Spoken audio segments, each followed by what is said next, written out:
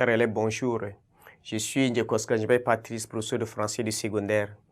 Bienvenue à la suite et fin de notre leçon qui porte sur les soleils des indépendances d'Amadou Kourouma, œuvre qui illustre le thème « La condition humaine ». Nous avons eu donc à parcourir l'œuvre de son contenu jusqu'au personnage et les thèmes. À présent, nous allons donner la portée significative de l'œuvre. Vous savez, le livre de Kourouma est un livre d'engagement. C'est un témoignage vrai et les explications données sont souvent politiques. C'est en effet un livre courageux parce qu'il révèle les réactions vraies de la population qui subit les épreuves nées des indépendances. Mais le livre est autrement dérangeant et témoigne d'un engagement aussi bien culturel que politique. Pour ce qui est de l'engagement politique, le roman de Kourouma est un réquisitoire. Vous voyez ça? En donnant la parole aux petits peuples des villes puis des villages, l'auteur traduit l'insatisfaction qui, pour toutes sortes de raisons, suivit les indépendances. Donc cette caractéristique du livre en fait un roman du désenchantement, c'est de la déception. Et donc la déception s'appuie sur des raisons fort précises. Voilà, donc le soleil des indépendances signifie l'époque des indépendances ou celle des libérations. Soleil associé à l'indépendance évoque la joie, le bonheur. On s'attend à voir une société heureuse dans laquelle chacun aurait trouvé ce qu'il espérait depuis longtemps. Or, c'est la peinture sombre d'une société dégradée que le roman nous présente.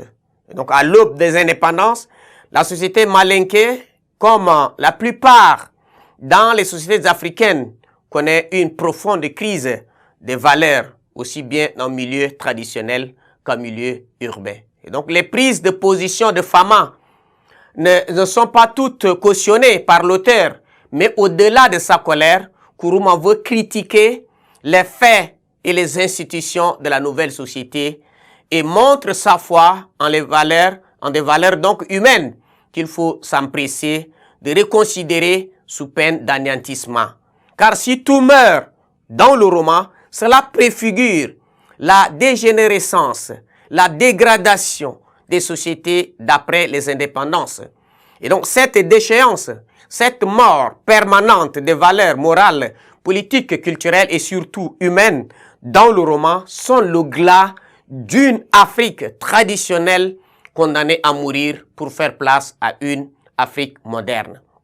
Les thèmes retenus sont très sérieux. Amadou Kourouma montre les tares d'une société en pleine mutation qui, selon lui, est plutôt mal dirigée. Comme on le voit, il ne croit pas aux institutions, il ne croit pas aux institutions.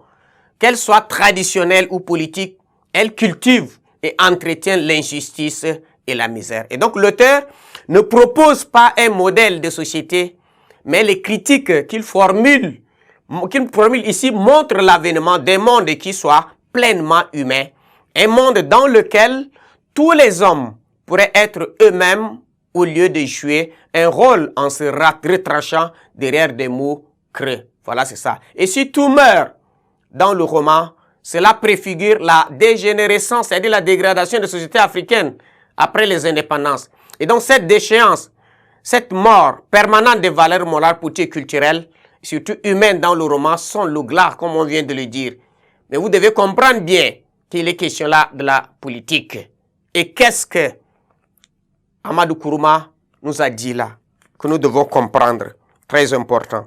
On dit, la politique n'a ni yeux, ni oreilles, ni cœur.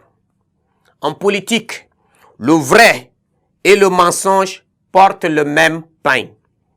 Le juste et l'injuste marchent de pair. Le bien et le mal s'achètent et se vendent au même prix. Voilà, chers élèves, ce que vous pouvez retenir de l'œuvre des soleils des indépendances d'Amadou Kourouma. Merci de votre attention.